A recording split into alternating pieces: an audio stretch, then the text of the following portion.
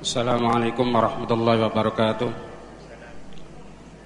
Banyak kejadian di tengah-tengah masyarakat bahwa anak yang diadopsi ketika dinikahkan itu binnya bin yang mengadopsi, bukan bapak aslinya. Bagaimanakah pernikahan tersebut? Kalau tidak sah, bagaimana hubungan suami istrinya?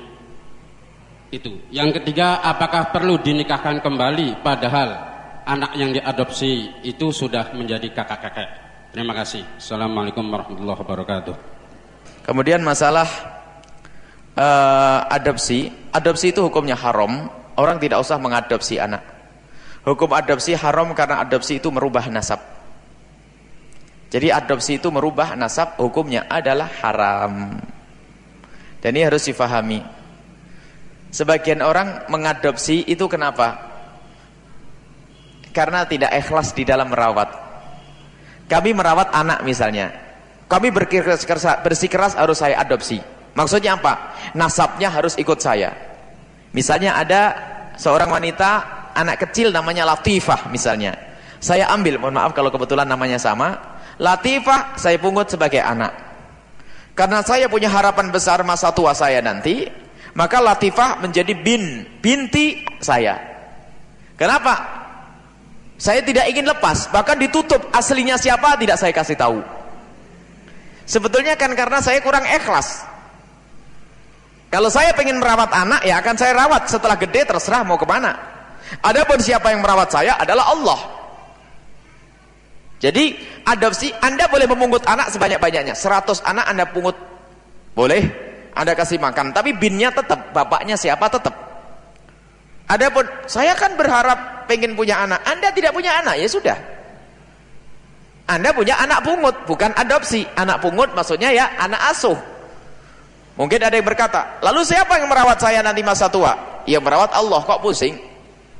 Tidak jaminan anak merawat orang tua. Berapa banyak anak menendang orang tua, kan? Bukan jaminan. Tapi yang menjadikan merawat kita itu adalah kalau kita didik yang benar. Sungguh sengsara orang mempunyai anak asuh, tak taunya dididik tidak kenal Allah. Lihat, itu yang menjadikan anak lari. Kalau Anda punya anak asuh, Anda kenalkan kepada Allah, Anda tidak usah menyuruh, hormati aku, mereka sudah menghormati. Yang sengsara itu capek ngerawat anak, tidak dikenalkan sekolah agama, tidak pernah kenal agama, kenal fakultas-fakultas umum sampai berjaya jadi kaya raya, nggak kenal berbekti kepada orang yang pernah berbuat baik, balik ke orang tua yang aslinya, nggak pernah terima kasih kepada yang membiayainya. Karena apa? Tidak dididik kenal Allah. Jadi rugi kalau Anda punya anak pungut, ternyata tidak Anda kenalkan kepada Allah. Tapi kalau anak pungut Anda kenalkan kepada Allah, Anda nyaman. Anda punya anak pungut 100, lihat, berhasil semuanya, Anda tidak duduk saja, kemana-mana bakal dibonceng, tidak usah kemana-mana. Di masa tua Anda enak. Tapi punya anak pungut 1 kok tidak kenal Allah, lihat, bikin sakit hati itu. Sudah tidak tahu budi, nggak pernah terima kasih, nggak pernah kunjung, kembali ke orang tuanya, sengsara kita karena salah mendidik. Jadi ini yang harus kita perhatikan. Mengadopsi hukumnya haram, selesai. Karena Nabi Muhammad sendiri pernah menggagalkan adopsi, pernah mengadopsi anak namanya Zaid. Zaid itu diganti menjadi Zaid bin Muhammad, padahal bukan anaknya Nabi Muhammad. Setelah itu dibatalkan dengan Al-Quran, sehingga tidak ada anak angkat. Yang ada adalah saya mengasuh orang, gitu saja. Sama kita juga banyak ngasuh anak-anak kita anggap sebagai anak sendiri, tapi binnya tidak berubah. Kita punya anak terbatas, ya itu saja. Yang lainnya adalah anak sesuai dengan nasabnya siapa. Kemudian kalau menikahkan, ya menikahkan kalau ada anak, misalnya saya punya anak pungut, anak adopsi, anggap saja sudah terlanjur mengadopsi, ya dia dosa di awalnya. Lalu bagaimana kelanjutannya? Karena tidak tahu, lalu dia merasa sebagai bapaknya, sebagai walinya, ya karena merawat mulai kecil. Sebab kalau nanti saya bongkar kan ketahuan. Nah ini kan salahnya, ya. Kalau saya mengatakan bukan bapaknya, nggak mau menikahkan, gimana? Nanti lari dari saya. Lagi-lagi niat jelek. Anggap saja orang tua ini telah menikahkan anak angkatnya tadi. Padahal anak angkatnya masa Latifah binti Abdullah. anaknya Abdullah. Abdullahnya di Surabaya. Cuman karena Latifah dipungut oleh Ali, maka sang Ali ini nggak pengen Latifah itu tahu kalau bapaknya adalah Abdullah, sehingga waktu nikah pun Ali yang menikahkan. Jadi Latifah binti Ali, sang anak itu, sang bapak sendiri menjadi wali yang menikahkan anaknya, padahal kan bukan walinya, padahal bukan anaknya, itu anak perempuan. Jadi Ali tidak bisa menjadi wali untuk Latifah. Bagaimana pernikahannya? Jawabannya adalah sudah terjadi atau belum terjadi. Kalau belum terjadi tidak boleh dilakukan, maka hukum nikahnya tidak sah. Kalau belum terjadi. Kalau sudah terjadi, beda hukumnya. Kalau sudah terjadi, kalau kita hukumi zina, sebab zina itu hudud. Hudud itu had. Dan hudud itu tudrak bisyubuhat. Tidak boleh kita menegakkan hukum had itu selagi masih ada syubhat. Kalau ada orang yang bukan walinya menikahkan bukan anaknya, dianggap sebagai wali, sebagai anaknya. Ali yang menikahkan Latifah, sementara Latifah bukan anaknya. Ali yang menjadi walinya Latifah, kemudian dinikahkan dengan orang, maka pernikahan ini ada saksi, ada mempelai laki-laki, ada wali yang palsu. Ya, berarti walinya kan tidak ada. Berarti kalau walinya tidak ada itu menurut madhab Imam Syafi'i itu tidak sah.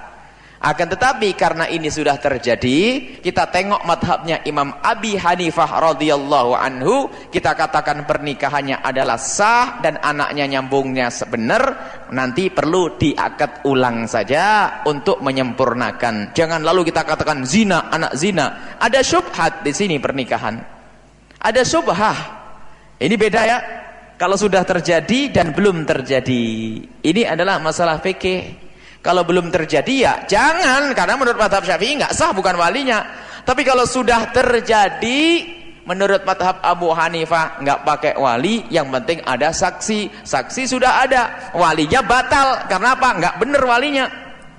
Maka saat itu adalah kita anggap pernikahannya adalah sah. Tapi ingat, banyak istighfar karena dia telah salah dalam mengadopsi. Kemudian setelah itu diakad baru, tapi ingat, cara mengakad barunya pun adalah jangan sampai bikin permasalahan baru, misalnya dengan ontran-ontran nikahnya dulu nggak sah karena ini nggak wali. Nggak usah, bismillah, datang aja ke rumah ulama pakai tahkim. Pakai tahkim. Sebab kita punya kasus yang sama, bukan adopsi, mohon maaf. Adopsi lebih mudah karena terhormat kan. Sang anak perempuan sebetulnya punya wali yang sesungguhnya ya. Kita ada, mohon maaf, anak yang tidak punya bapak, lahir dari ibu yang zina. Semoga Allah menjaga kita. Sehingga anak perempuan ini yang tidak punya wali yang sesungguhnya ini, rupanya dikasih tahu sama ibunya kalau yang menjadi bapakmu saat ini adalah bukan bapakmu yang sesungguhnya. Dia hanya menutupi saja. Memang ini salah semuanya. Sebab bapakmu itu menikahi aku setelah kamu lahir. Tapi tidak ada yang tahu kecuali kamu. Nangis ini. Loh, berarti pernikahan saya tidak sah dong, Bu. Pernikahannya tidak sah. Nangis-nangis. Akhirnya datang ke tempat kami. Menurut madhab Imam Syafi'i, pernikahanmu memang tidak sah. Karena tidak ada walinya. Tapi bagaimana, Bu ya? Tapi anakmu ini benar, anakmu, dan sambung dengan dia karena ada subhat. Istilahnya ini bisa dibenarkan dengan madhab lain, yaitu madhabnya Imam Abu Hanifah. Lalu bagaimana? Apakah saya perlu diperbaharui nikah? Iya. Tapi saya malu kalau ketahuan suami saya, nanti suami saya pasti merendahkan saya kalau saya hasil dari anak zina. Nah kan begitu. Kalau tadi si Latifah anaknya Abdurrahman mah gampang. Tapi ini bagaimana? Gampang. Ente bawa kepada suami ente ke sini, terus ngomong apa saya, Bu ya? Bilang kepada suami bahwasanya kita kan sering ribut, pengen memperbaharui nikah saja. Itu saja.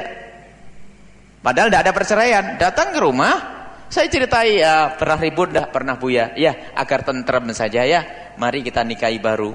Walinya di mana? Abahnya di mana? Abahnya lagi ada di Jakarta. Sudah, abahnya lagi di Jakarta, repot ya. Padahal bukan abahnya itu. Kalaupun dipanggil tetap nggak ada gunanya. Sudah, kamu tahkim saja, serahkan pernikahanmu kepadaku. Bersepakatlah engkau berdua untuk menyerahkan pernikahan kepada saya. Akhirnya dua orang mengatakan, bismillah Buya, kami berdua menyerahkan pernikahan kami kepada Buya. Buya saya angkat sebagai muhakam, sebagai orang yang bakal menjadi orang yang menikahkan kami. Selesai, saya nikahkan. Jadi tidak ketahuan kalau dia punya aib, tidak ketahuan kalau dia punya celah. Dan ini adalah tugasnya orang yang punya ilmu, jangan sampai gerudak-geruduk. Wah ya harus bongkar ini, ketahuan, harus, karena hakikat ini kebenaran. Akhirnya sang suami yang selama ini baik-baik menjadi merendahkan istrinya. Dari ibu bezina, dari ini. Padahal ibunya dulu menutup, ingin tidak diketahui kalau dia bezina. Ibunya sudah tobat, naudzubillah. Maka para ulama ini punya tugas, harus berusaha dengan ilmunya untuk menutup aib kayak begitu. Kalau tidak ada ilmu bisa kacau, nggak sah, karena taunya mazhab Syafi'i saja. Harus walinya begini, kalau ada akhirnya bencana itu. Itu bukan ustadz, berbahaya ini. Makanya urusan pernikahan datang kepada orang ahlinya yang ngerti masalah ini. Khususnya bisa mengerti tentang madhab-madhab lain untuk menyelesaikan. Karena ada aib di sini, celah. Kalau urusan yang anak haram, katanya anak haram ya. Padahal nggak ada istilahnya anak haram. Jadi diulang nanti pernikahannya diulang, apalagi sudah kakek-kakek ya. Diulang untuk menyempurnakan saja. Kalau masalah pentashehahannya kita anggap sah menurut madhab Imam Abu Hanifah radhiyallahu anhu.